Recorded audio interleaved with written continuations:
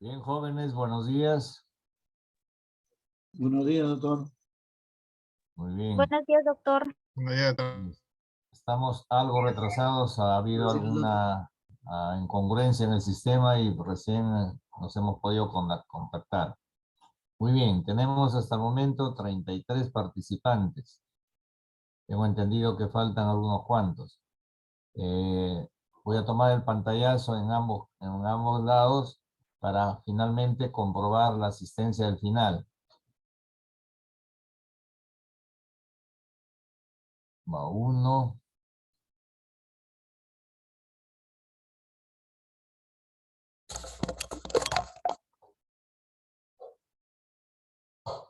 Ya. Muy bien, ahí está el otro. Antes de empezar nuestra reunión, hemos estado coordinando ahí con directivos respectivos para ver la forma de las evaluaciones. Indudablemente que debe ser bajo el sistema para que sea, no sea en la evaluación práctica que hemos hecho en el ensayo en el otro curso, pero en este curso ya lo hicimos, entonces nosotros tenemos en cuanto a la parte práctica, pero ahora ya viene la parte teoría, entonces debe hacerse bajo plataforma, pero tengo que tomar las previsiones del caso, ya que de todas maneras se presta para algunas circunstancias no tan cómodas ni adecuadas, que pueden invalidar el examen. Entonces, hay que tener mucho cuidado, por favor, mucho cuidado. En principio, la honorabilidad de las personas está en juego. Así que no es de que busquemos tener una nota aprobatoria con desinformaciones del curso. Es decir, no aprendo el curso, pero sí trato de obtener una nota aprobatoria. Entonces hay que tener mucho cuidado con eso. Y ya en ciclos antepasados, cuando teníamos la asistencia allá en Huachipa, han habido algunos inconvenientes en otros cursos. Entonces, todo eso se supone está superado y ahora no debemos mal usar los medios de tal forma que haya alguna actitud incómoda, inadecuada de parte de algunos de los estudiantes. Muy bien. Con este preámbulo vamos hoy día a continuar nuestras exposiciones. Nos toca hoy día hacer el seminario práctico laboratorio, pero en razón de que hemos tenido un feriado, vamos a avanzar una de las partes teóricas el día de hoy, como primera parte. Vuelvo a repetir, entonces se toman los pantallazos en este momento y al final vamos a corroborar estadísticamente la presencia de ustedes. Eso equivale a que el alumno que no me contesta de todos los que yo llame, sencillamente va a estar ausente. Sencillamente va a estar ausente. De tal manera de que no hay pretexto que el sistema, que se me fue la batería, de que todas esas cositas, detalles incómodos, para mí ya incómodos, porque muchos a veces no están con su pantalla abierta y yo acepto eso. Y a propósito de pantallas abiertas, las próximas evaluaciones va a ser así con pantalla abierta. Muy bien, veremos eso más adelante. De tal manera que en primer término vamos a hacer la clase vamos a recuperar la clase de teoría que debió ser el día martes, feriado de nuestra santa patrona Santa Rosa de Lima, ¿no? Santa patrona Santa Rosa de Lima, patrona de las Américas incluso, ¿no? Para por lo menos los que somos católicos y aún cuando no lo son, de todas maneras los grandes personajes que han intervenido en la vivencia de la humanidad deben ser venerados, deben ser venerados. Muy bien. Seguimos entonces el día de hoy, ya tenemos 38 y vamos a seguir continuando. Muy bien. como ya está grabado, seguimos entonces. Pero de todas maneras vamos a... Ah, no, stop, pause, listo, ya, muy bien. ¿Cuál es? Acá es.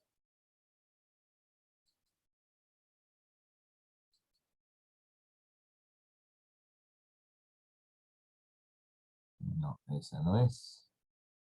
Retrocedo.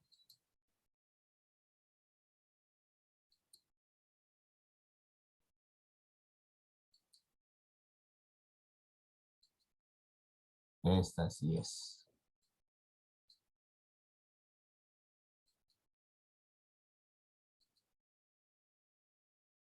Muy bien.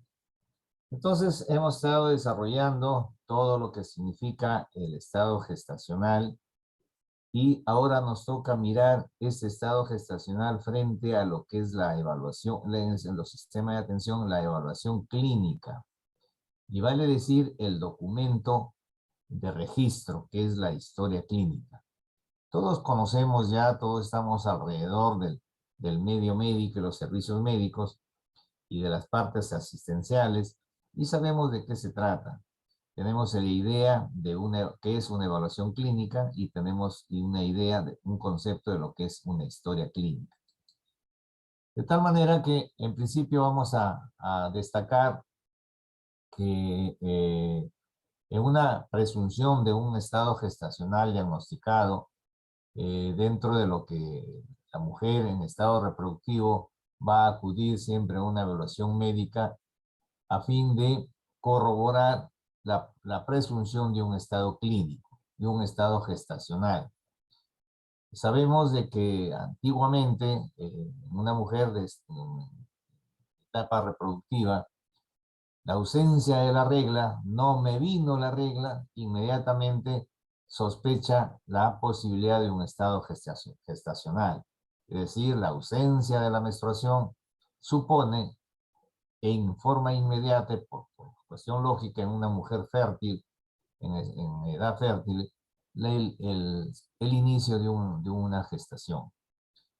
De tal manera de que finalmente se han establecido diferentes formas de atención en los diferentes servicios de salud para que en lo que se refiere a una gestante, esta tenga una atención eh, alturada, una atención necesaria y sobre todo una atención oportuna, con fines previsionales. Muy bien, de tal manera que dentro de la evaluación clínica, la confirmación de un diagnóstico y un documento de registro.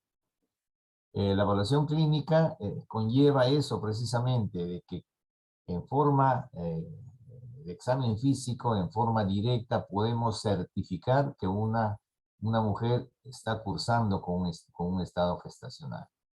Pero, como todos sabemos, en todos los servicios hay un registro de estos hechos. Acuérdense que el acto médico conlleva un registro, y eso es la famosa historia clínica. Todos estos conceptos ya los conocen, pero es meritorio y necesario reconfirmarlos y puntualizarlos en el sentido de precisamente qué cosa es la historia clínica, en nuestro caso, la historia clínica obstétrica. Sin embargo, este documento no escapa a todos los dispositivos y de documento de historia clínica, como existe una consulta ambulatoria. Por lo tanto, hay un manejo de esta historia, de este documento, de la historia clínica de consulta ambulatoria. Igualmente, hay un modelo, hay un protocolo de historia de hospitalización e incluso una historia de emergencias o urgencias en los diferentes servicios. Todos ellos conllevan el registro de una atención, en este caso obstétrica. Y precisamente, ya por convención y por conveniencia y por manejo a nivel nacional, internacional, dada que esta atención La atención obstétrica conlleva el concepto de control prenatal, y ya hemos dicho que este control prenatal tiene el fin de disminuir todos los factores de mortalidad en razón de los altos índices de muerte materno-fetal, ¿cierto? De tal manera que hasta el detalle mismo de cómo elaborarse esta historia clínica conlleva ese concepto. Precisamente que no es una historia común y corriente de aspecto general, de atención médica, sino precisamente conlleva datos, se ha estructurado para conseguir datos que se nos orienten precisamente a tener y manejar una información que nos permita hacer el diagnóstico real del estado clínico y su repercusión, con el fin de precisamente prever los estados mórbidos que se pueden generar. Entonces ahí tenemos el modelo universal, digo universal porque es aquí la historia clínica en América, aquí en Sudamérica, que involucra México, algunos estados de Estados Unidos. En Estados Unidos hay una variación en el documento, pero en cuanto a lo que nos concierne a nosotros, es la misma historia manejada en Chile, en Argentina, en Brasil y lógicamente nosotros, Colombia, etc. Sudamérica mantiene los mismos estándares. El modelo de documentación de registro de datos obstétricos, historia clínica de atención obstétrica. Y ahí tiene un modelo que es meritorio revisarlo. Y ahí tenemos una parte que también este es un documento ya por muchos de ustedes conocido, que es la filiación. Como todo documento, identifica al sujeto. En este caso, identifica a la gestante. Donde se identifica correctamente los documentos, donde vive, etcétera, su ocupación. Fíjense que todos estos datos no son fortuitos, sino son sindicativos, son orientadores, son direccionales. Porque el saber qué edad tiene la paciente en edad fértil no es lo mismo un adolescente, no es lo mismo una mujer de la tercera década, una mujer que ya está en las postrimerías de su edad fértil.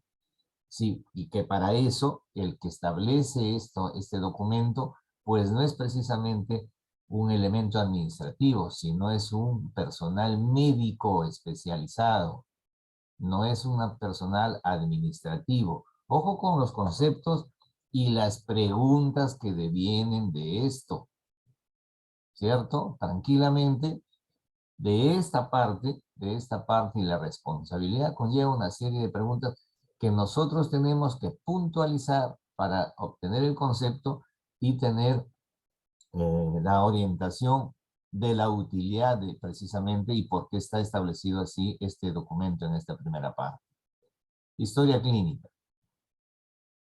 Edad, imagínense aquí especifica menor de 15, mayor de 34.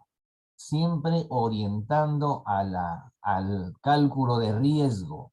Cálculo de riesgo. Indudablemente, no es lo mismo una persona que tiene analfabeta o que tiene estudios superiores y toda la gama que conlleva esta situación. No es lo mismo una persona soltera, una persona casada, etc. Entonces, incluso los datos de la pareja con respecto al futuro recién nacido, ¿cierto? Entonces hay una serie de circunstancias que ya nos están indicando en qué circunstancias se está desarrollando o va a desarrollarse este estado gestacional. Nombre, la dirección donde vive, su ocupación. No es lo mismo una gestante que tiene actividades de oficina, una actividad de una ama de casa, una deportista, etc. No es lo mismo que viva en el centro de Lima o que viva en Ticlo Chico, etcétera, etcétera, ¿no? Entonces, y lógicamente los registros de administrativos internos de ubicación del documento, el número de la historia, todo eso tenemos que conocerlo, el por qué está hecho. El establecimiento, lógicamente, al que pertenece, la historia clínica, si bien es cierto, es un documento universal, pero a la vez es privado en su manejo, porque esta historia pertenece a un sitio de control y que debe estar registrada y permanece bajo la custodia institucional. Fíjense hasta dónde tiene la repercusión médico-legal este documento. Muy bien, seguimos en la siguiente parte de esta historia. Antecedentes. Verificamos la filiación, la identificación de la gestante y ahora vemos con qué antecedentes, todos direccionados, ¿cierto? A detallar y a convertirnos en información de alerta para la posibilidad de complicaciones que pudieran advertirlos que pudieran gravar el estado gestacional. Los familiares, todos sabemos qué importancia tiene la diabetes, qué importancia tiene que haya familiares tuberculosos, hipertensos, que haya gemelares y algún otro antecedente familiar que creamos nosotros de importancia. Antecedentes que tenga, por ejemplo, de malformaciones, hábitos, ¿no? No es lo mismo una persona, diríase, fumadora, etcétera, ¿no? Familiares. Personales igualmente, que conlleve que ya tenga un diagnóstico previo,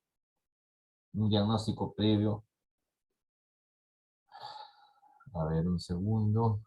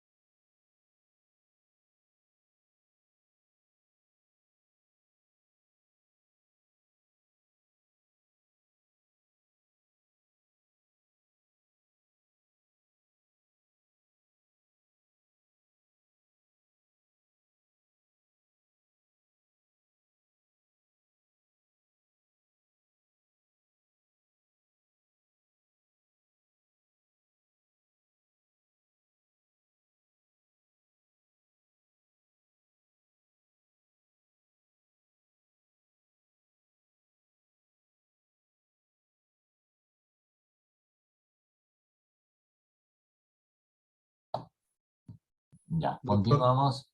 doctor, disculpe antes que continúe. Hay algunos compañeros que son más de 10, 15, creo que no pueden entrar. Dice que están en espera. Están pidiendo Vamos a ver, que les permitan entrar, por favor. A ver, Dios mío,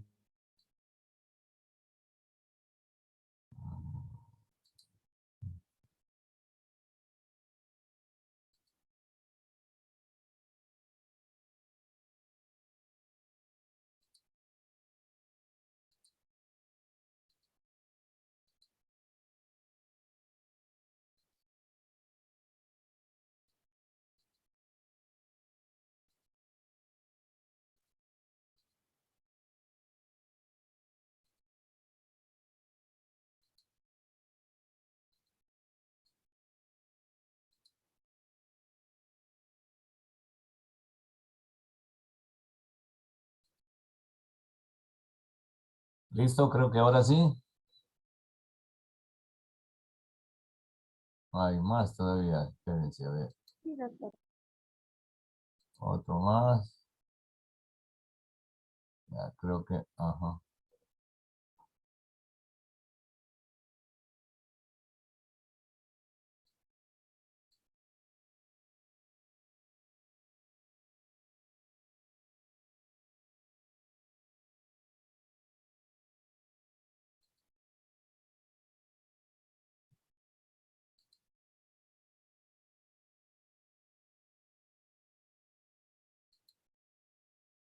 Bien. Ahora la pausa. Muy bien. Entonces, en lo que se refiere a antecedentes, la importancia que tiene que ver esto, igualmente en la repercusión que podría tener en relación a la evolución del estado gestacional. Es diferente la afectación del producto. Aquí estamos hablando del estado gestacional. Indudablemente que también se relaciona con la posible salud fetal, indudablemente. Pero estamos viendo la parte obstétrica en sí, es decir, ¿quién está? Por favor, a ver. Ya les di la entrada. Importante, ¿cuántas gestaciones ha tenido la gestante en ese momento? Si hay historia de abortos, si los partos han sido vaginales, cuántos nacidos vivos tiene, y algunos otros detalles eh, con gestaciones bajo de peso, gestaciones gemelares, si han sido partos normales, partos por cesárea, es decir, toda una serie de detalles que nos van a hacer un perfil de esta gestación, perfil de la gestante para esta gestación. El comportamiento inmediato del parto anterior, ¿no? Todo eso nos va a dar una presunción de una posibilidad de morbilidad, una posibilidad de morbilidad, contemplando todos los antecedentes. Imagínense una paciente que ya tiene 2 cesáreas anteriores, ya estamos mirando que necesariamente va a terminar en una cesárea. Ya estamos con una actitud previsora, ¿cierto?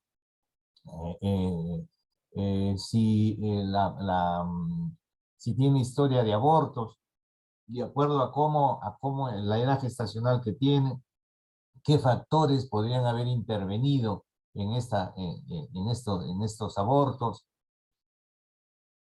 Entonces, interpretando todos los antecedentes, ¿por qué es importante saber que sus hijos nacidos vivos viven actualmente? Porque sin duda la evolución de esa gestación está también haciendo un perfil del futuro inmediato del recién nacido. De tal manera que toda esta información está motivada y está direccionada en ese sentido, de detectar a tiempo estados mórbidos para poder tomar la actitud correspondiente de disminuir ese riesgo. Muy bien. Y finalmente tenemos la parte del embarazo actual. Indudablemente, hablamos de ya su situación, cuánto pesa, cuánto mide, ¿no? Ya establecemos los datos del inicio posible de la gestación, figurando la fecha de su última regla, dato muy importante, para calcular igualmente la fecha probable de parto, como vamos a ver a posteriori. Y hay todo un concierto de medidas de previsión, como son las inmunizaciones, que tiene que estar registrado, aparte de establecer la necesidad misma de ejecutar este programa. El registro del grupo de sanguíneo, el RH, capital, tiene que estar, y por eso ocupa un determinado ítem mandatorio. Y aquí otro determinado ítem mandatorio en cuanto a la gravedad de un hábito es si es fumadora o no. Fíjense la importancia de que tiene este mal hábito, que es el consumir, ser consumidora, el tabaquismo en general. Indudablemente el registro de situaciones, si ha habido situaciones que han ameritado hospitalizaciones o no. Embarazo actual, nos vamos dirigiendo. Y de ahí, inmediatamente, el registro ya del examen clínico, el examen físico. el examen clínico general, que conlleva una parte muy importante de la evaluación odontológica, ¿cierto? Ya vamos a mirar por qué. Y hay un tema del seminario que vamos a mirar, las repercusiones del estado ontológico con respecto y la importancia de este dentro de todo lo que significa la gestación en sí y el producto. El examen de mamas, el examen de pelvis, la citología, otro detalle importantísimo, así como el tabaquismo que estamos registrando. Aquí los antecedentes de evaluación de la situación de la enfermedad cancerosa, fundamentalmente la cáncer de cuello uterino.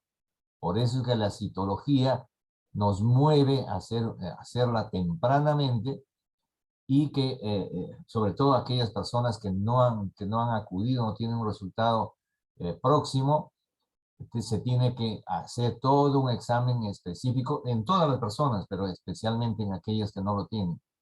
Igualmente el estado laboratorial, enfermedades clásicas antiguas de gran repercusión, la LUES, la sífilis, y algunas otras de transmisión sexual. Todos tienen que estar registrados. Y todos los datos, vuelvo a insistir, direccionados para calcular el estado mórbido que nos hace a la vez calificar el riesgo.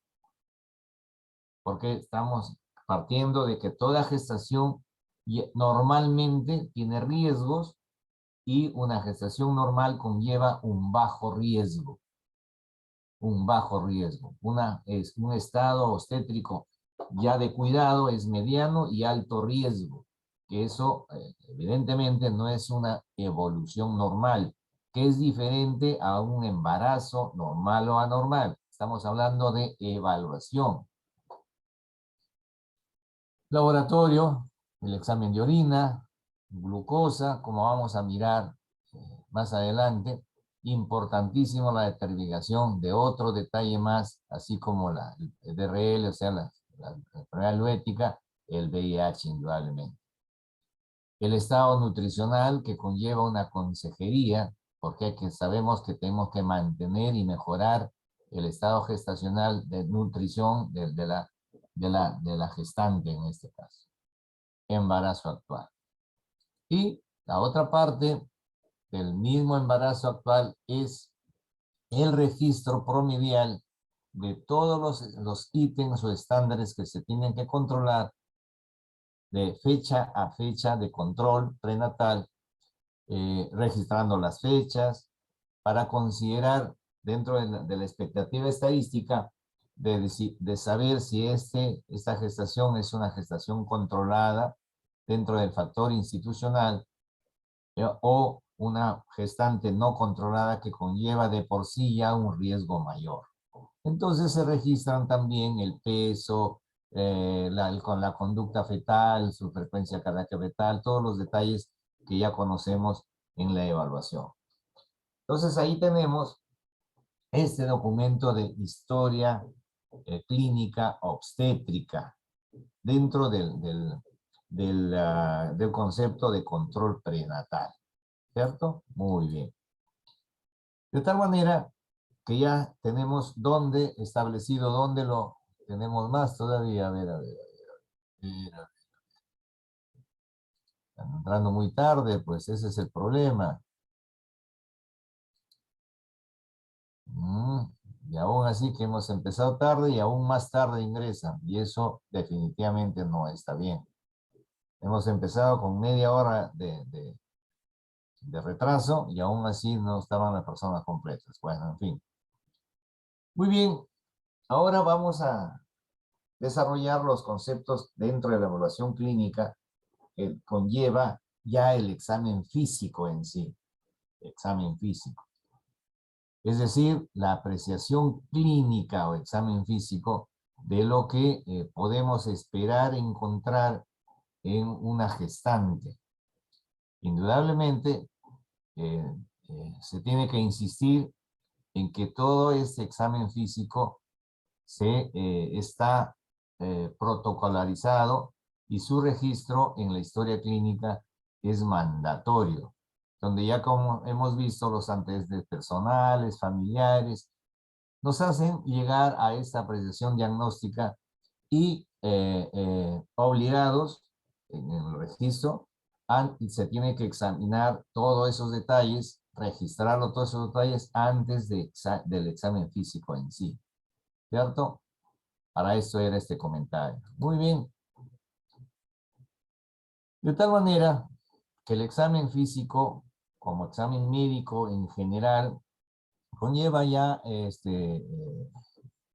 formas protocolares también que se han determinado en todo examen clínico médico, que son las etapas de aproximación o de incursión en una persona que acude a una consulta, que parte de lo que es la ectoscopía. Ectoscopía es la apreciación inmediata, y así como se nos presenta la persona, en este caso la gestante, sabremos inmediatamente y presumimos si esta paciente podría estar atravesando un momento álgido en cuanto a su estado clínico, su estado de salud inmediato, que puede demandar una actitud de urgencia, de emergencia, etc. Ectoscopía, el registro de los signos, de los denominados signos vitales, y conlleva luego ya el examen general para finalmente establecer el examen regional o especializado en nuestro caso, ¿cierto? Que conlleva la evaluación abdominal y la evaluación ginecológica. Pero entonces tenemos los detalles de todo el examen físico en general. El examen físico general, tenemos que tener en cuenta que si bien nosotros no vamos a dedicarnos a solucionar los problemas directos de salud de otra especialidad, o sea, de otra parte de la economía humana, pero tenemos que saber y detectar qué posibilidades tenga de algunos otros órganos que pudieran estar afectados. Por favor, yo ya no voy a hacer ingresar, me están interrumpiendo ya. La evaluación general regional, tenemos que tenerlo, la apreciación inmediata, sucintamente, pero tenemos que saber detectar situaciones de la cabeza y cuello, órganos de los sentidos, cómo está la orofaringe, su estado dental, que va a obligar a esta evaluación odontológica que inclusive está registrada en la historia clínica, el aspecto del tórax, especialmente los pulmones. Tenemos la situación cardiovascular, es evidentemente la detección de los famosos soplos cardíacos que pueden involucrar anomalías valvulares indudablemente, detección de tumores a nivel abdominal, las extremidades, qué compromiso, sobre todo la situación de varices dentro de lo que es el sistema vascular periférico, el sistema nervioso, inclusive la función neurológica, los reflejos osteotendinosos. Indudablemente que este examen general puede motivar que sea necesario, según nuestro criterio, que mientras evolucionamos la parte obstétrica, la paciente tenga la necesidad de recurrir a otro especialista según la presunción que nosotros tengamos que hacer.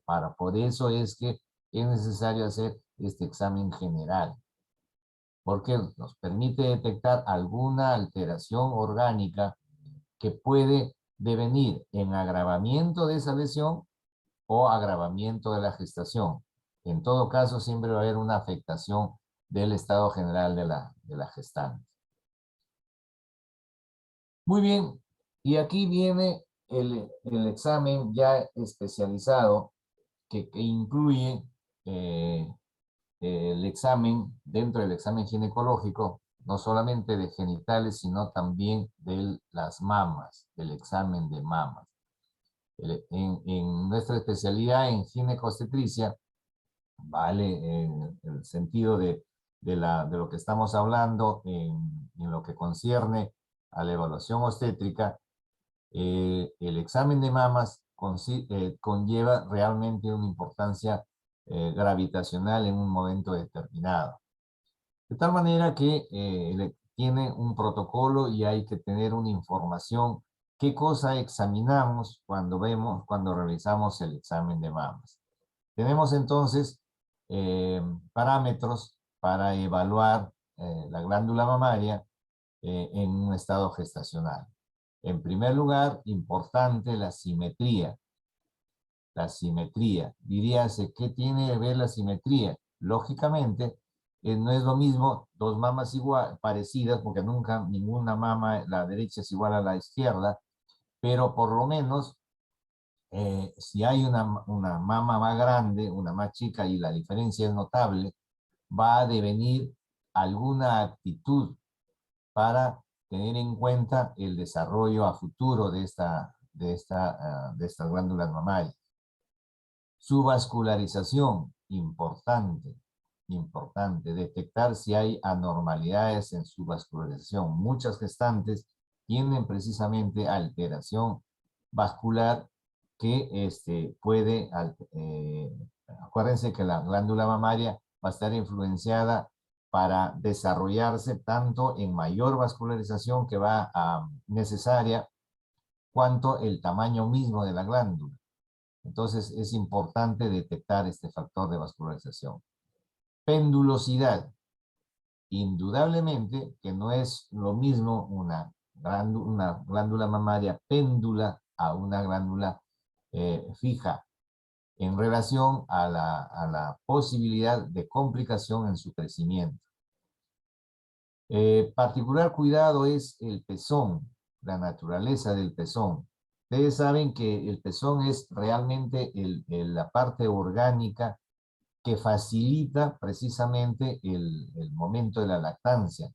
Es el punto de contacto entre el recién nacido o el nacido, el hijo ya en este caso, con la madre, que es el organismo materno que se comunica con el bebé en relación a proporcionarle los elementos nutritivos, es el pezón.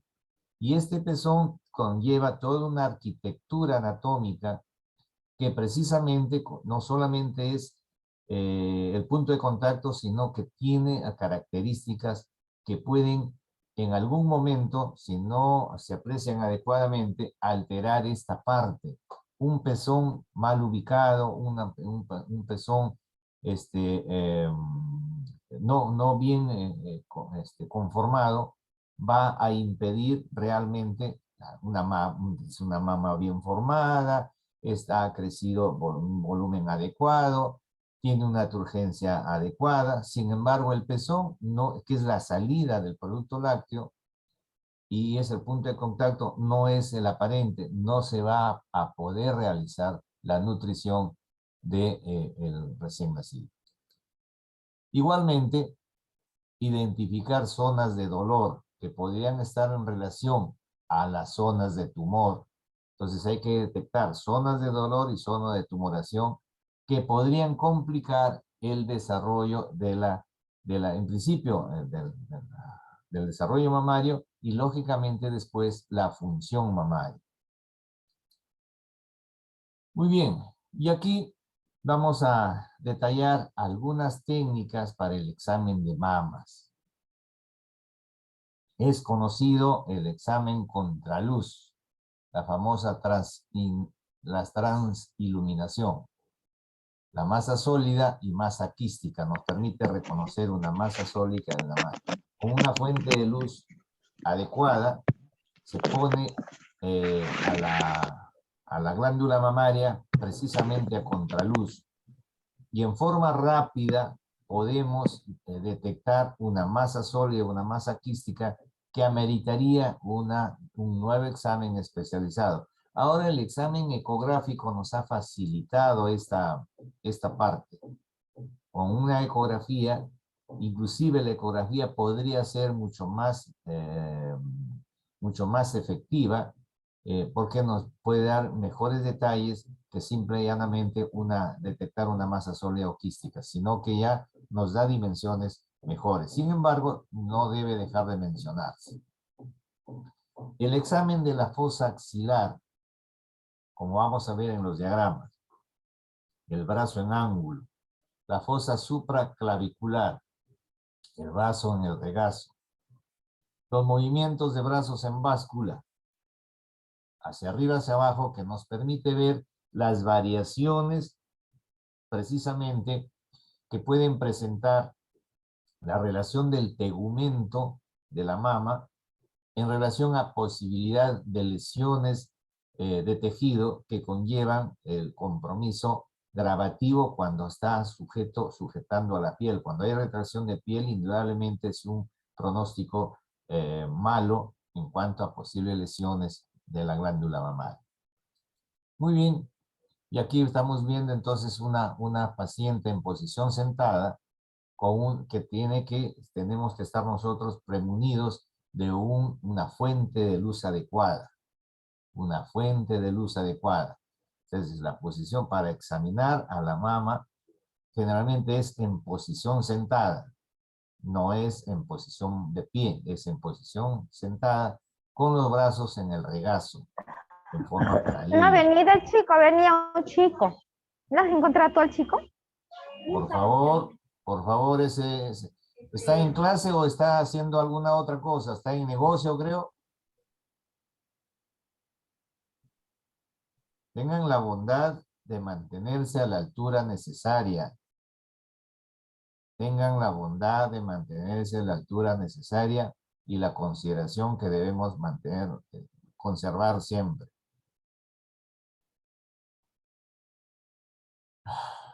Decíamos entonces, la paciente, la gestante, en posición sentada, con los brazos en paralelo en el regazo, con una fuente de luz que ilumina frontalmente ambas mamas.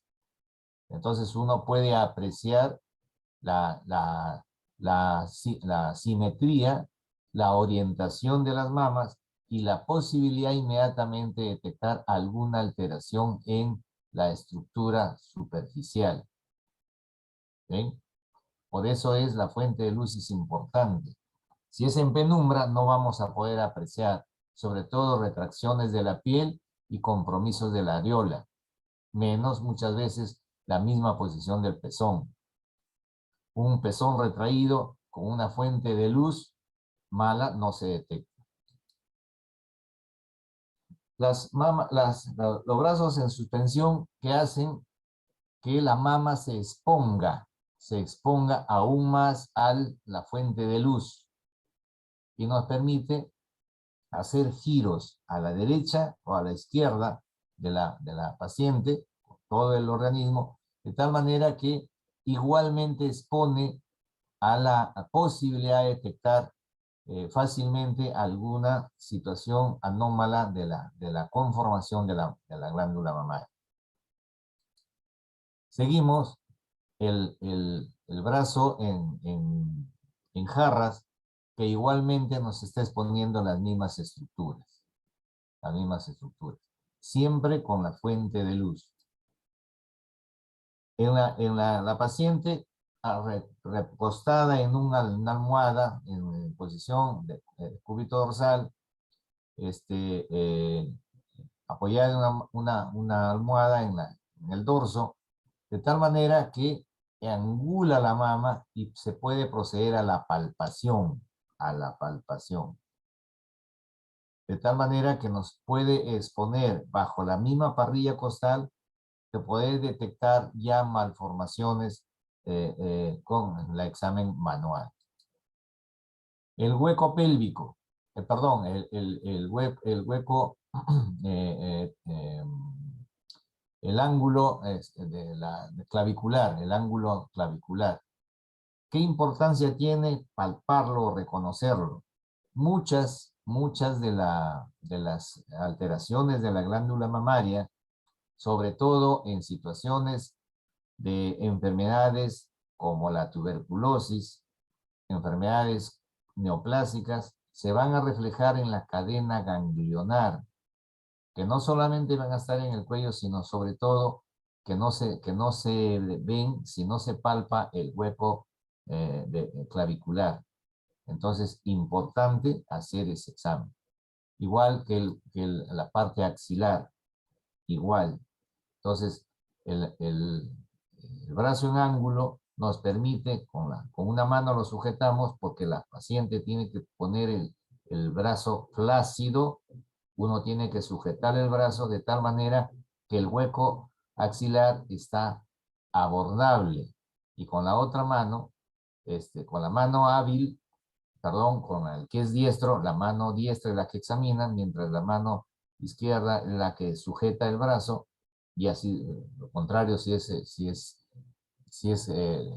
las personas las zurdas, ¿no? Las que utilizan la mano hábil en el lado izquierdo. Hueco axilar. Muy bien. Terminando el examen de mama, tenemos la evaluación pélvica. Ya esto habíamos examinado lo que es la pelvis, la pelvimetría, eso. Pero ahora vamos a mirar las situaciones de poder determinar en el examen ginecológico pélvico alteraciones locales que pudieran tener repercusiones en el embarazo. Entonces, ¿qué viene el examen pélvico? Es la inspección y exploración de los genitales externos, a fin de detectar sobre todo procesos infecciosos. Indudablemente en el tercer trimestre ya tenemos que hacer la evaluación de la aptitud pélvica, es decir, si esa pelvis es obstétricamente apta para el parto. Y esto lo evaluamos con respecto al polo de presentación que está en el tercer trimestre, que está presentando la gestante. Entonces, vamos ahora a ver qué hacemos con nuestra paciente, con nuestra gestante, desde las primeras evaluaciones dentro del control prenatal. ¿Y qué cosa es lo que tenemos que registrar en esa historia? Entonces, aquí tenemos los ítems que tienen que registrarse obligatoriamente. Indudablemente, estamos hablando de la paciente. Tenemos que hablar su frecuencia cardíaca materna de la paciente, de la gestante. Registrar cuánto tiene tensión arterial, que comúnmente la llamamos la presión arterial. Su registro de peso. Igual la evaluación oftalmoscópica, la evaluación cardiovascular. Igual la evaluación pulmonar, evaluación funcional hepática, evaluación neurológica, la evaluación, como habíamos dicho, vascular de extremidades inferiores, y ya viene la determinación de la altura uterina y que tenemos que registrarla con relación a la edad gestacional, la semiología fetal después de las 28 semanas, donde ya vamos determinando la situación, posición, presentación, que ya vamos a verificar a qué nos estamos refiriendo, la frecuencia cardíaca fetal. Entonces, ahí tenemos los registros que deben estar establecidos en ese control prenatal, en esa historia clínica. Vamos a ver entonces un poquito el detalle de estos exámenes. El detectar las constantes metabólicas, el detectar el grupo sanguíneo, son detalles mandatorios para ver la evolución precisamente ya del estado gestacional. Lógicamente el grupo sanguíneo, y eso no nos va a decir qué evolución tendría, pero es importante el grupo sanguíneo porque nos hace prever alguna situación, sobre todo con los problemas de incompatibilidad de grupo, es decir, los problemas del RH.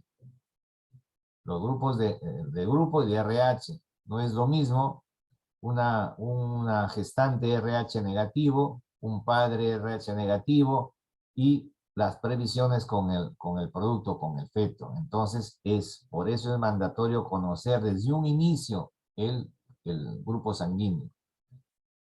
El hemograma que se vuelve periódico desde un inicio, promedialmente en el primer trimestre, en el segundo y en el tercer trimestre tiene que haber un control del hemograma. En la medida que, como ya hemos visto, la adecuación del organismo va presentando algunos cambios que pudieran estar en relación a algún detrimento real o no. Claro, estamos hablando de lo que hemos mencionado como la anemia fisiológica y todo lo demás. Pero tenemos que detectar hasta qué punto podría ser gravativo o no. Y ahí viene, lógicamente, la evaluación de ese hemograma, de esa parte laboratorial, como es la eritrosedimentación. Igualmente, los niveles de comportamiento glúcido, el examen de compromiso urinario, igual los demás constantes, el colesterol, la hemoglobina glucosilada o glicosilada, como se le dice, se vuelve a mencionar el examen de serología, el funcionamiento renal, la posibilidad de que exista proteinuria. Caramba, Sarabia recién está ingresando, qué pena. Y finalmente, la evaluación ecográfica. Ahora la evaluación ecográfica es un detalle fundamental que se constituye una evaluación ineludible, obligatoria ya de todo control prenatal, que nos permite una apreciación muy cercana de la fisiología fetal, más que nada la fisiología fetal. No va con el organismo materno, pero sí la fisiología fetal. El comportamiento de esa evaluación nos permite precisamente los exámenes ecográficos.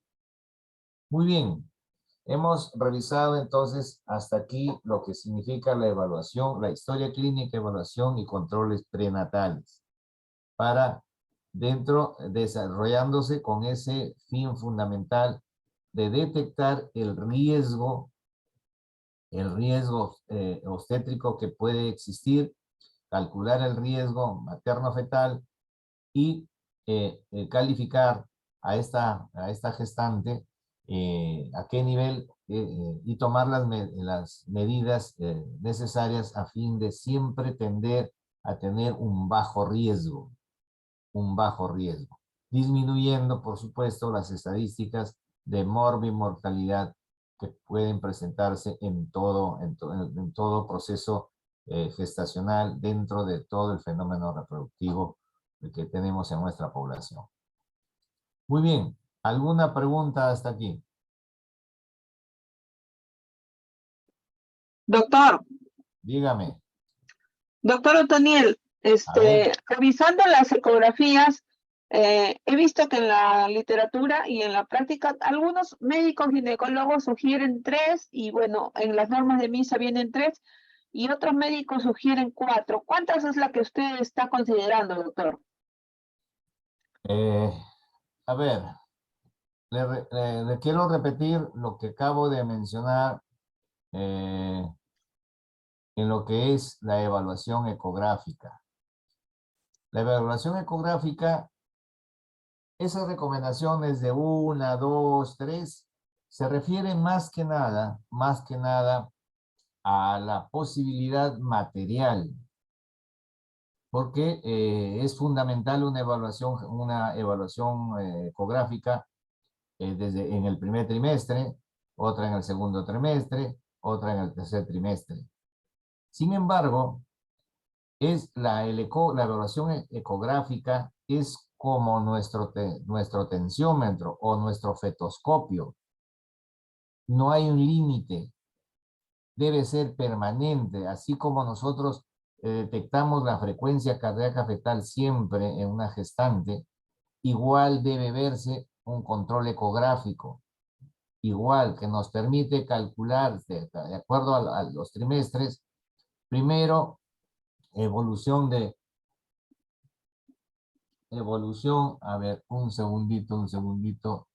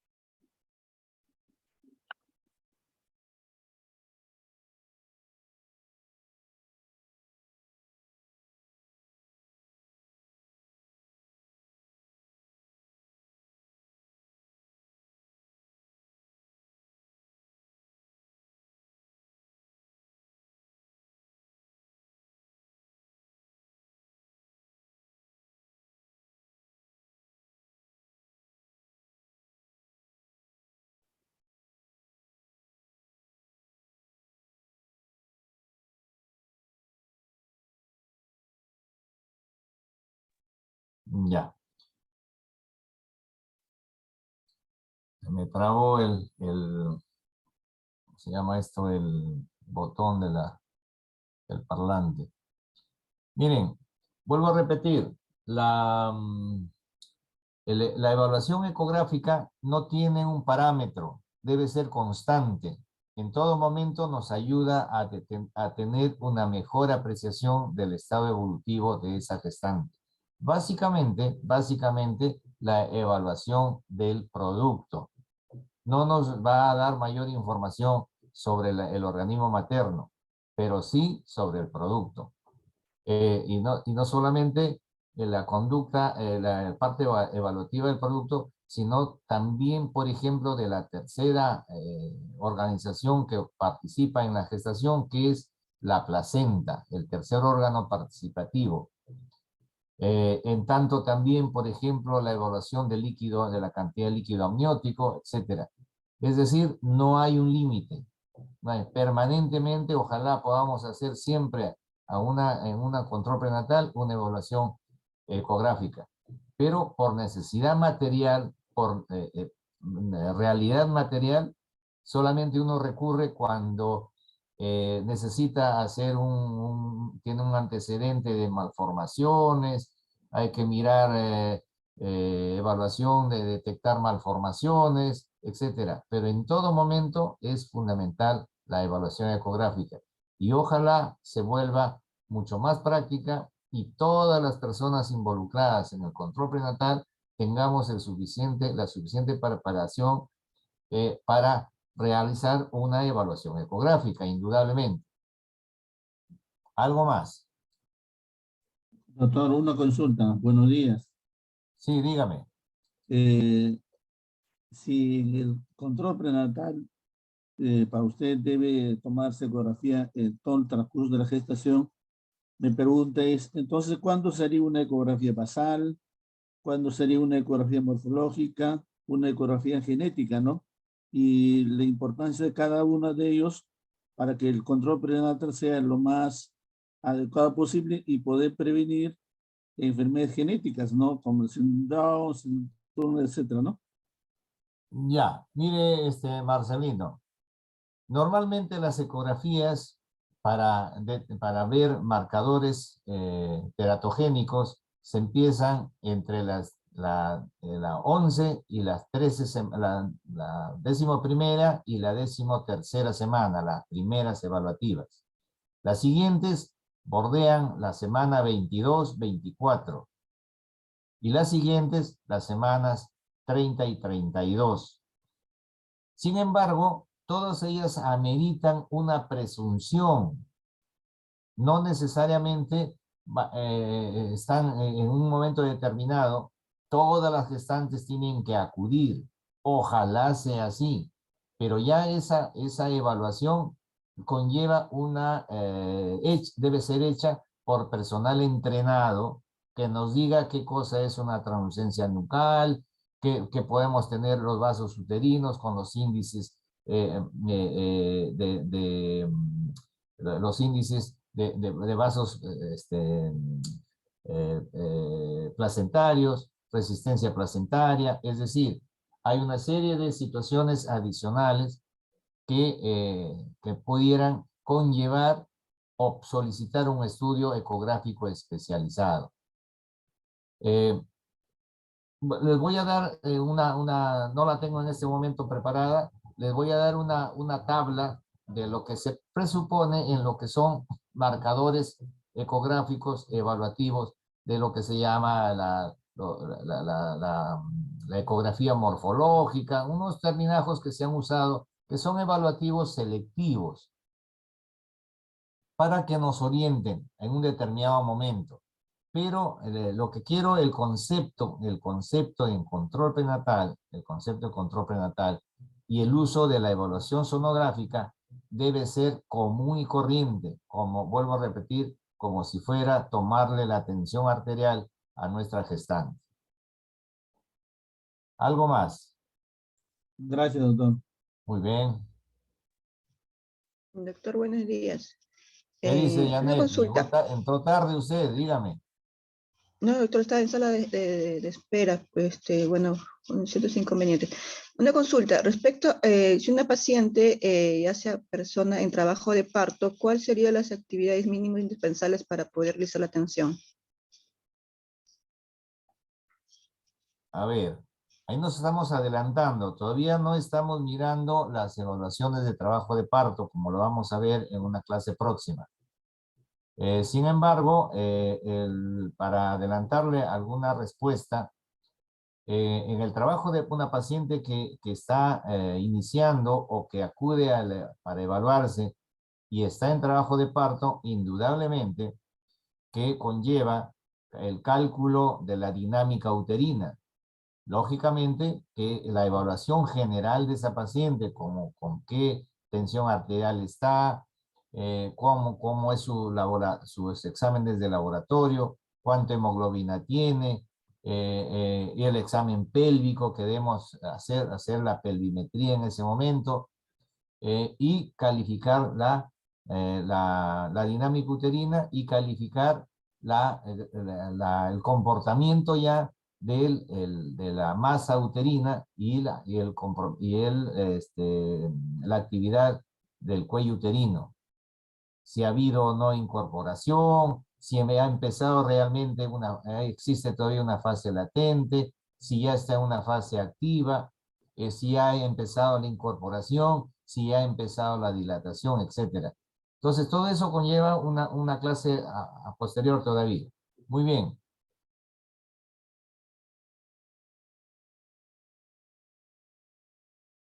¿Alguna otra pregunta?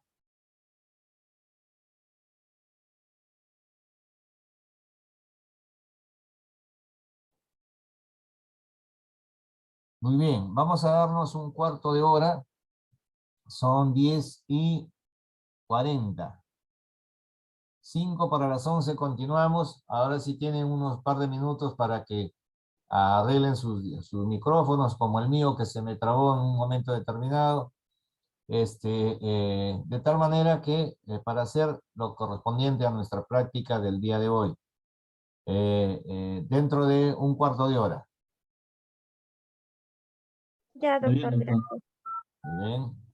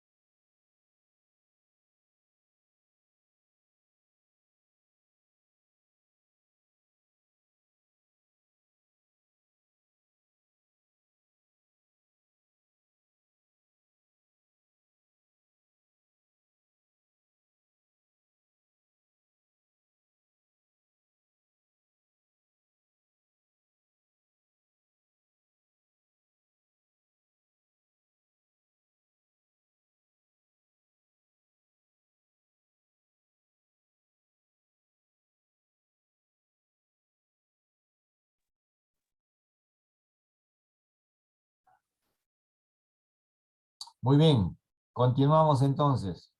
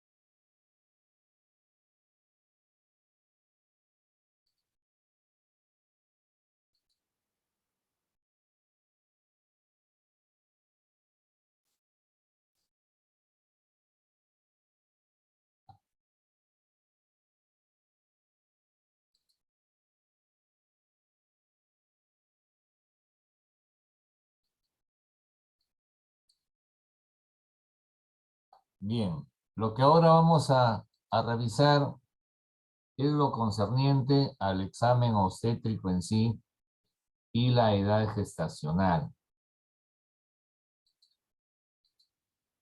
Eh, Nuevamente, vemos que el control obstétrico conlleva el abordaje de la gestante, que debe ser el abordaje de la gestante lo más precoz posible. Esa es una idea evaluativa, un concepto que debemos manejar en todo momento, tanto como ofertadores de salud, cuanto para que nuestras usuarias externas tengan ese concepto.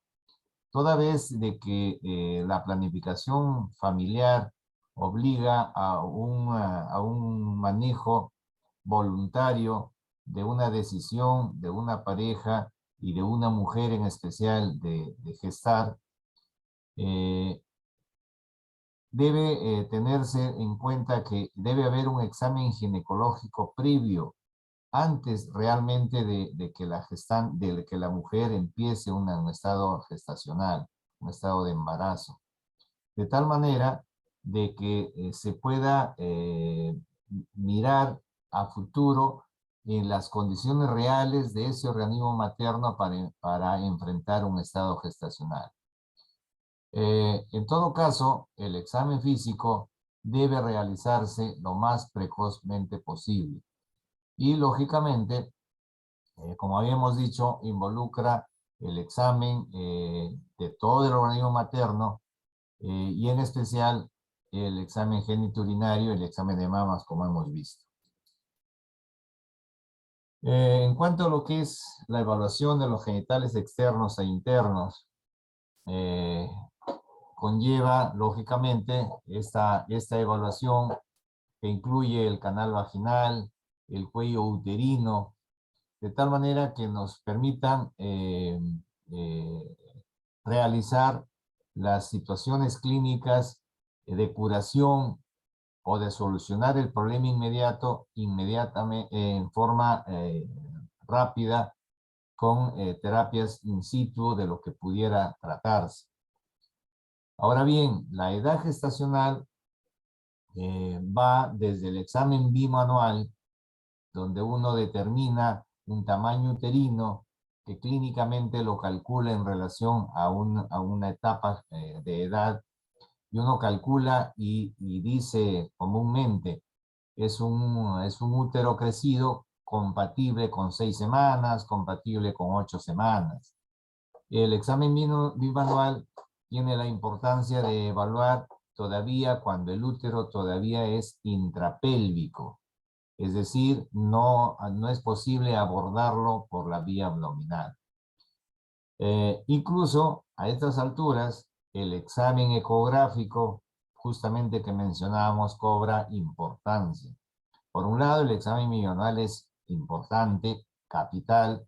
El examen ecográfico también nos da algunos datos más que van calificando la evaluación en estas primeras semanas. Vale decir, desde la cuarta, quinta semana, donde a veces el útero todavía no demanda un crecimiento mayor, detectable. Pero ya la altura uterina, a partir del segundo trimestre, realmente donde ya se vuelve suprapélvico y la anatomía uterina es suprapélvica, ya podemos calcular una edad gestacional en base a la altura uterina. Clínicamente estoy hablando.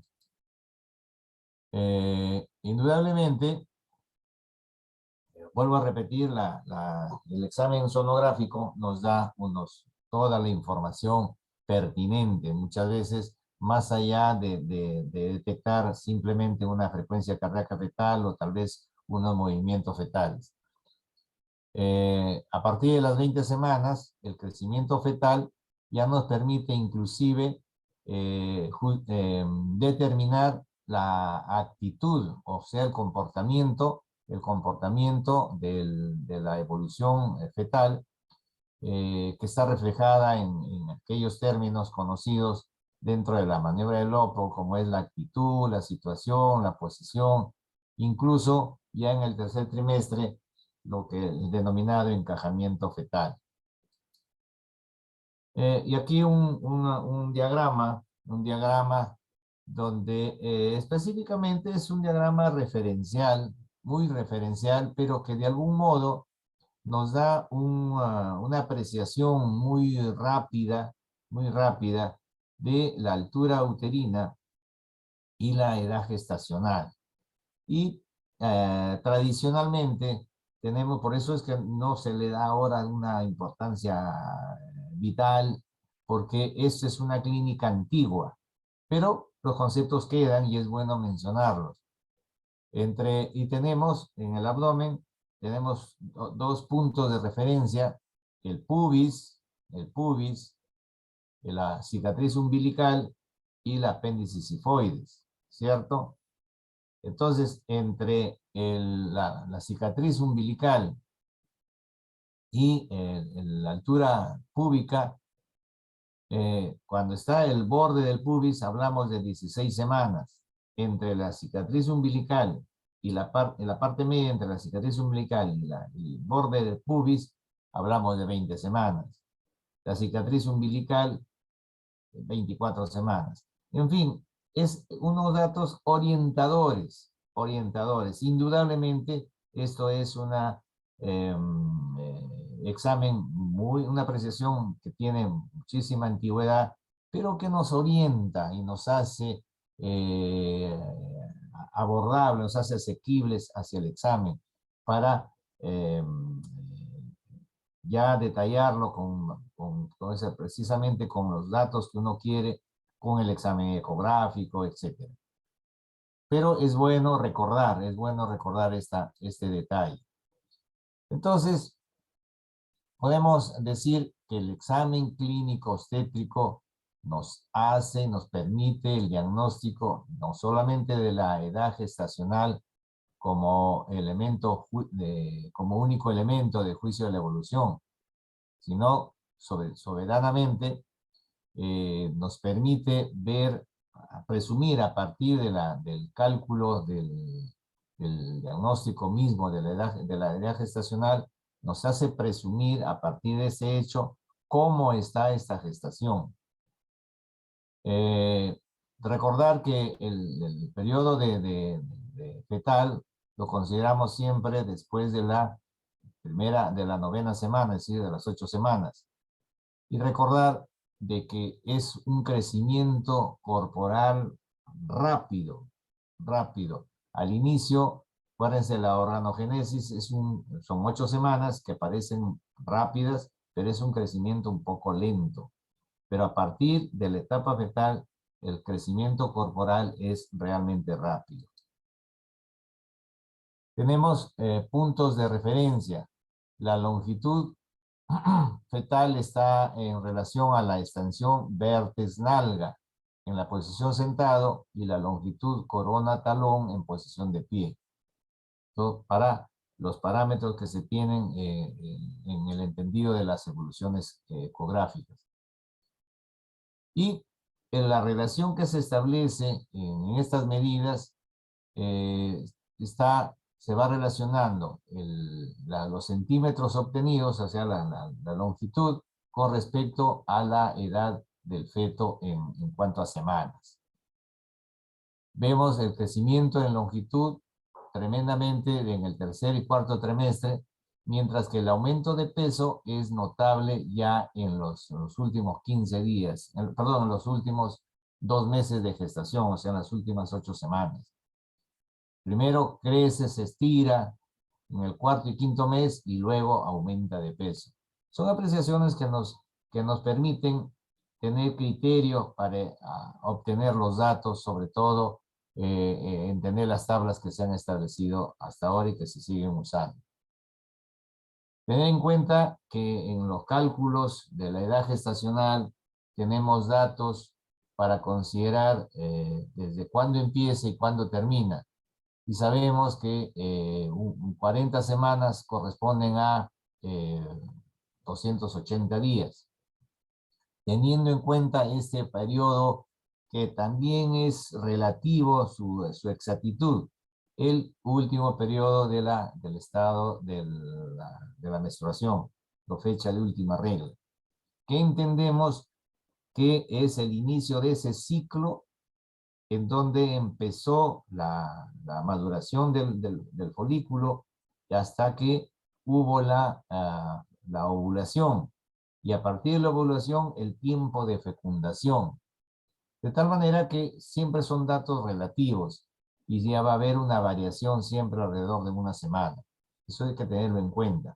Sin embargo, son datos que nos sirven para una apreciación clínica de la interpretación clínica de los datos que obtenemos.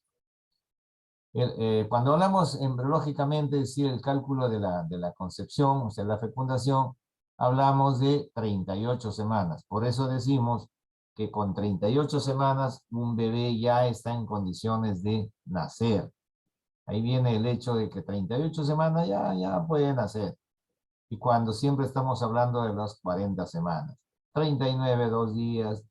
Y cuando ya llegamos a las 40 semanas, le damos una chance todavía de una semana más, hasta 2 semanas, para considerar que ya ese bebé está por demás tiempo y que por alguna razón no se han dado los mecanismos de abandono del claustro materno mediante el trabajo de parto.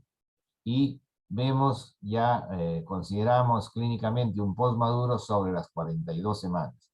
Muy bien. Y aquí recordamos un poco las reglas que se tienen en cuenta para el cálculo de la edad gestacional y este desarrollo fetal que estamos hablando. Hablamos de la regla de Naegele, la regla de Hasse, de Exius, la regla de McDonald, según los parámetros que tenemos y según los sitios donde estamos acostumbrados a trabajar. Todos tienen su valor, pero en un determinado momento, siempre ese valor relativo que oscila en una semana, máximo 10 días, pero que nos permiten el manejo, de la evaluación y dónde calificar cuando una gestación no podría estar dentro de lo esperado, para mantenerse siempre de bajo riesgo y ya convertirse en una gestación que conlleva alguna actitud de regulación inmediata, llámesele de curación de alguna patología que pudiera estar detectándose. Así, por ejemplo, ya me adelanté aquí, espérate. Sí, está bien.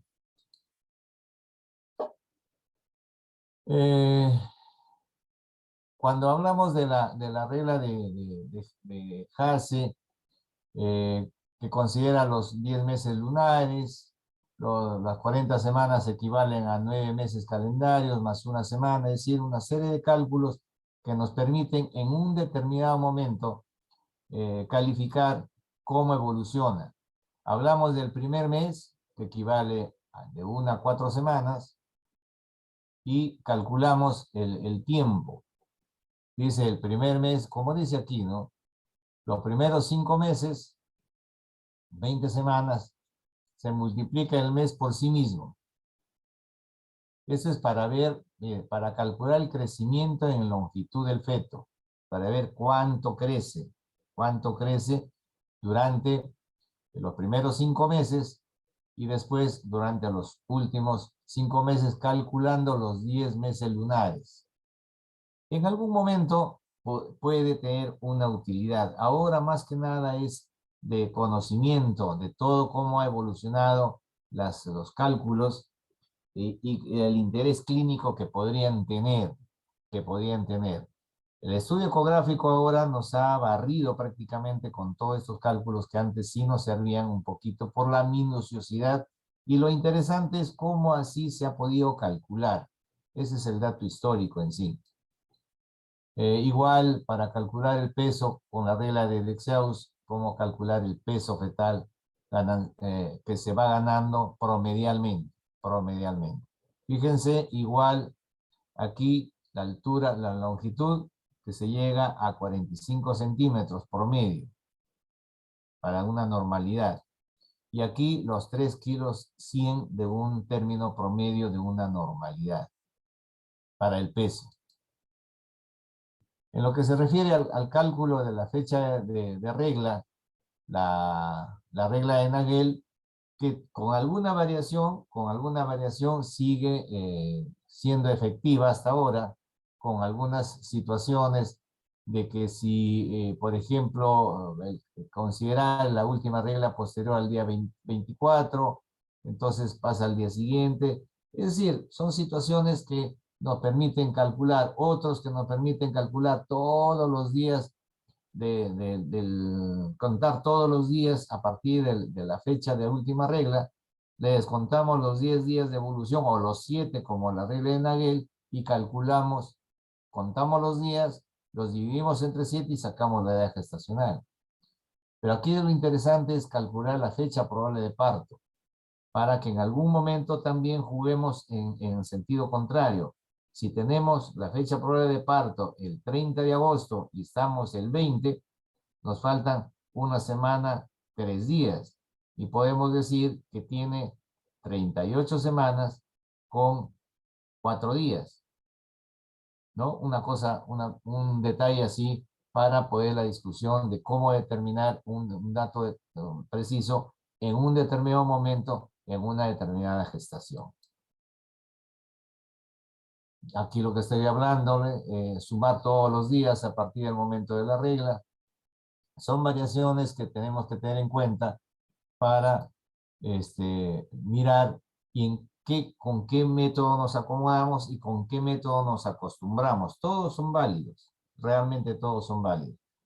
Y soberanamente ahora se calcula realmente, inclusive la evaluación ecográfica para esta situación de cálculo de los parámetros que se tienen que ver también con la habilidad del ecografista, la habilidad del profesional que realiza el estudio.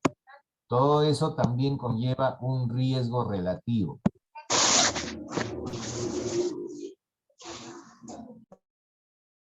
En cuanto, por ejemplo, la famosa regla de McDonald, que se hacía calcular para mirar cuánto duraba una gestación y mirar, sobre todo para cálculos de embarazos de post-término, y se hacen algunos cálculos que de alguna manera todavía son útiles. Muy bien, llegamos entonces a lo que es las maniobras de Leopold dentro de la evaluación de la estática fetal.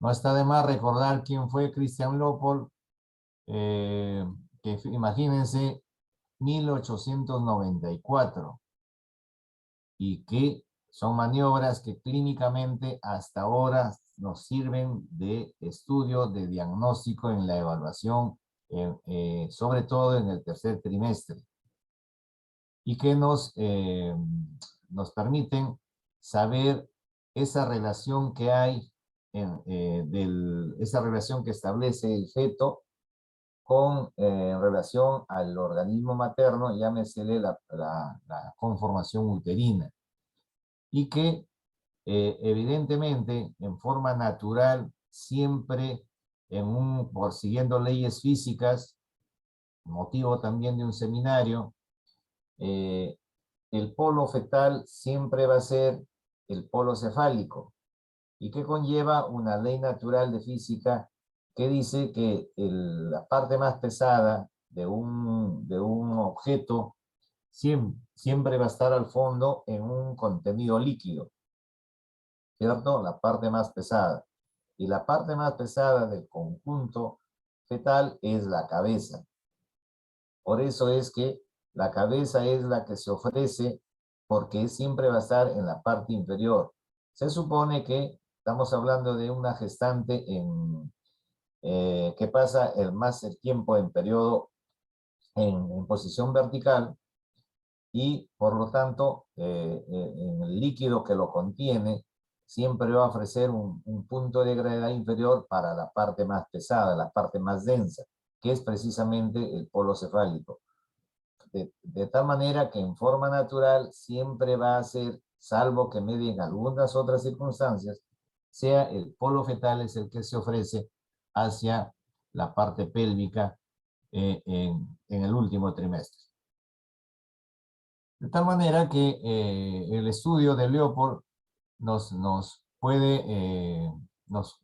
permite establecer lo que existe en relación al fondo uterino y al polo cefálico que se ofrece, o las partes pélvicas del feto.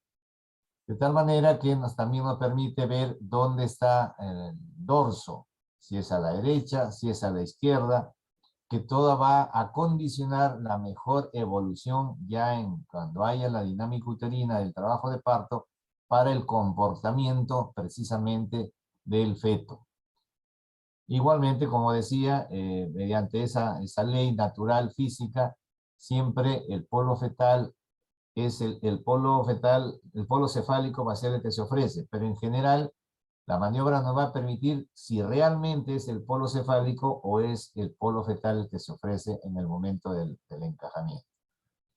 De tal manera que están establecidas las famosas maniobras de Leopold que nos permite determinar esta forma de conducción y comportamiento del feto en relación al fondo uterino y en realidad al organismo del pélvico.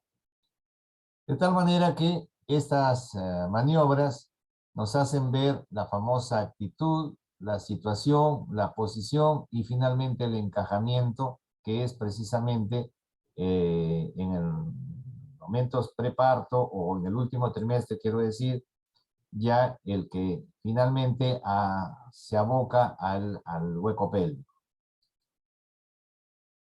Y ahí tenemos un poquito la descripción de algo ya que lo conocemos, la primera maniobra, la segunda, la tercera, la cuarta maniobra. Todo está también en relación en este último semestre, en último trimestre, cuando ya el crecimiento precisamente de las dimensiones del feto nos permiten hacer esta evaluación. Cuando no, cuando ya está en las postrimerías de la gestación y está en el preparto, es necesario determinar precisamente cuál va a ser la evolución de acuerdo al polo de presentación. No es lo mismo comúnmente el polo cefálico o las partes pélvicas que se ofrezcan hacia el hueco pélvico. Muy bien. Esta revisión les he traído con el fin de que en la próxima clase vamos a, ojalá que ya sea la parte presencial y podamos tener la oportunidad en la maqueta verificar precisamente lo que estamos aquí en teoría, que es un poco árida la explicación, porque realmente esto es clínico y esto es objetivo. Esto es objetivo. Y en la maqueta sí se puede más o menos solucionar en parte esta apreciación que muchas veces ya es en los servicios con una gestante real, que es cómo es que determinamos y podemos garantizar el aprendizaje. Muy bien. ¿Alguna pregunta?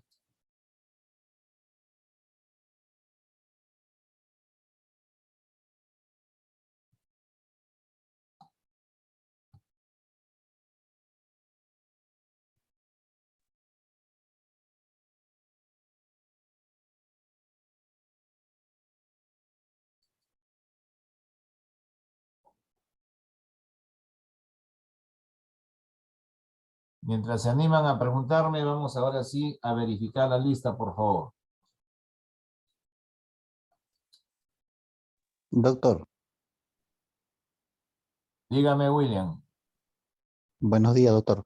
Esa medición que nos dice usted para poder ver la semana gestacional es para un solo feto. En cuanto a que sean dos, solamente sería por ecografía. Excelente pregunta. Gracias, Ortiz. Gracias, Ortiz. Muy bien. Indudablemente que dentro de los parámetros de normalidad, siempre nosotros nos reproducimos, nuestras mamás, nuestras mujeres en la especie humana, siempre van a tener un feto. Ocasionalmente va a haber una gestación múltiple, ¿cierto? Y todos estos parámetros son precisamente para un feto único. Y no hay otra forma. El cálculo de gestacional fuera del embarazo único, del feto único, como es normalmente lo esperado, ninguna otra regla cumple para un embarazo múltiple, ninguna. Solamente queda el cálculo de edad gestacional en base a los conceptos de cálculo de edad gestacional por fecha de última regla que nos permite tal vez dilucidar también la fecha probable de parto. Sin embargo, no hay otra evaluación. Inclusive la ecografía en este sentido pierde vigencia, porque los cálculos que se obtienen, los datos que se tienen, realmente no corresponden y siempre van a estar en relación, en caso de un parto gemelar o una gestación múltiple, siempre va a estar indicando un crecimiento menor, porque indudablemente ambos fetos tienen un crecimiento diferente. Ecográficamente lo que podemos evaluar son el líquido amniótico, la placenta misma, pero los parámetros que se han establecido por reglas y que ha sido motivo de las reglas que estamos revisando son para fetos únicos. Gracias, doctor. Muy bien. Muy bien. Entonces vamos con la lista.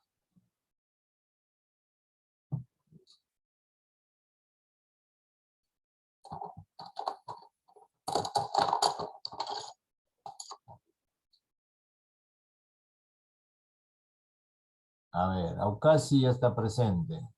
Quispe. Presente, doctor. Buenos días. Bien.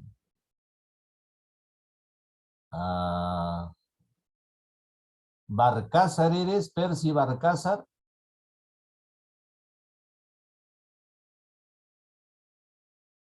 Primer ausente. Percy Barcázar.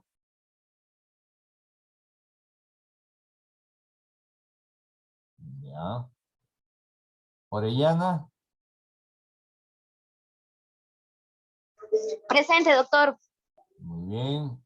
Palomino.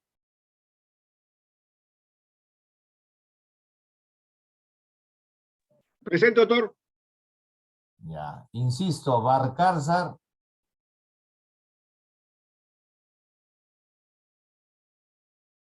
Ya. Al final lo vuelvo a llamar. No me contesta, va a estar ausente. Calderón. Doctora Tuncar me llamó. Calderón. Doctor presente, Calderón Romero. Muy bien. Ascona. Doctor presente, buenos días. Correcto. Salinas. No. Rufino. Presente, doctor, buenas. Muy bien. Salas Tucto. Presente, doctor. Muy bien. Jerónimo.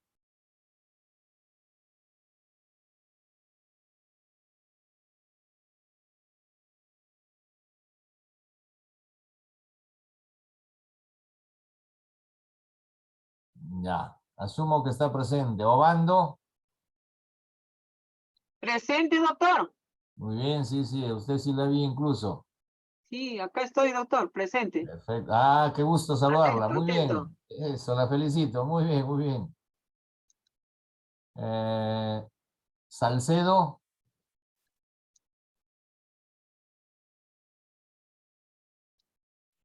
Salcedo.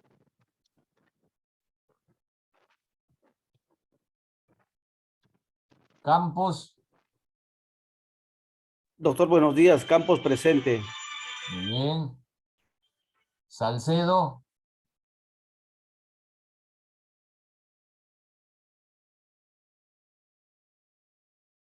Pimentel. Doctor, Salcedo está diciendo que no se le escucha. Ya, perfecto. Ya, muy bien. Ojalá sea usted, Salcedo. Ojalá sea usted. Doctor, Pimentel. buenos días. Presente, doctor. Muy bien. Manosalva. Presente, doctor, buenos días. Entró tarde, Manosalva. Bueno. Laurencio. Presente, doctor, buenas tardes. Arango. Presente, doctor. Muy bien. Mejía. Presente, doctor. Correcto. Saravia. 1, 2, 1, 2. Sarabia presente, doctor. Ya. Ramos. Presente, doctor. Correcto, muy bien. Tolentino.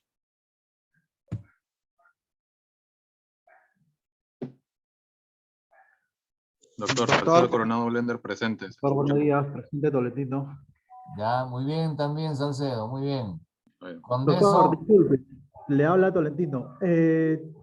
Por ahí, doctor, a algunos le han sacado el sistema, por ejemplo a Muchari, Brigada. ¿lo han sacado del sistema? ¿Cómo así? Sí, está en el sistema y no sé, automáticamente le ha sacado el sistema, me dice. Doctor, Brigada. también tengo el caso de una compañera que estaba hasta las clases, hasta el break que usted dio, y después el sistema la sacó Santana. Y ahora ya no le permite ingresar. Ya.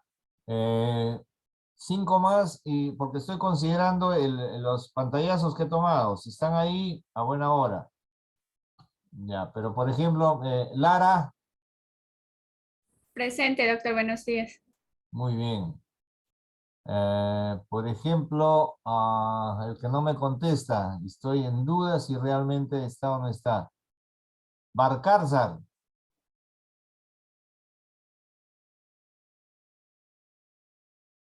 Ahí está.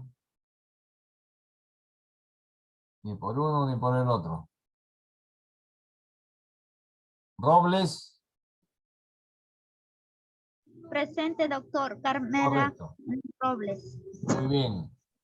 Adauto, Miriam. Presente, doctor. También ingresó tarde ya. Y Gamarra. María. Doctor. Presente, doctor. Ya, muy bien, María. Perfecto.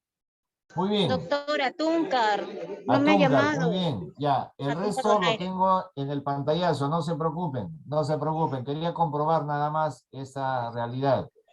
Están ahí en el Gracias, doctor. pantallazo y están presentes. No hay problema. Muy bien. Yo creo que hasta ahí avanzamos el día de hoy y estamos pendientes. Vayan preparándose porque ya se acerca el examen, el primer examen teórico. El primer examen teórico. Muy bien. Si no hay más preguntas, eso sería todo. Buenos días. Doctor, Sí. doctor, ¿podría precisarnos la fecha para ya tener programado, al menos los que trabajamos, doctor, para separar el día? La otra semana, de esta a la otra semana es. Doctor, entonces, a ver, miremos en un minuto el almanaque, doctor, por favor.